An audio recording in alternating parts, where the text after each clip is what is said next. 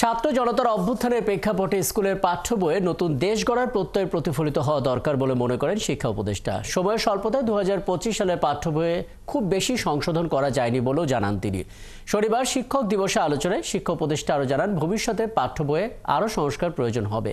অভিযোগ করেন, শিক্ষার প্রসার হলেও তা অপরিকল্পিতভাবে হয়েছে। কেবল গ্র্যাজুয়েট তৈরি না করে দক্ষ জনবল গড়ার উপর জোর দেন উপদেষ্টা। বেসরকারি মাধ্যমিক পর্যায়ে সবচাইতে অবহেলিত উল্লেখ করে বলেন, সরকারি ব্যয় এবং দুর্নীতি কমানো গেলে শিক্ষায় বিনিয়োগ আরও বাড়ানো সম্ভব হবে।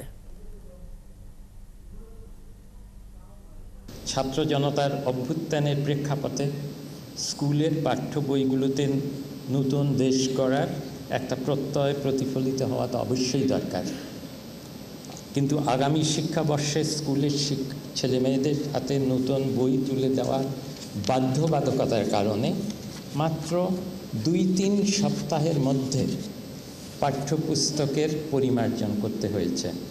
তাতে হয়তো কিছু ভুলভ্রান্তি থেকে যাবে। আশা করি সকল মহলের এবং শিক্ষাবিদদের পরামর্শে শিক্ষাক্রমের ধারাবাহিকতা রক্ষা করে পরবর্তীতে আরও সংস্কার সম্ভব হবে।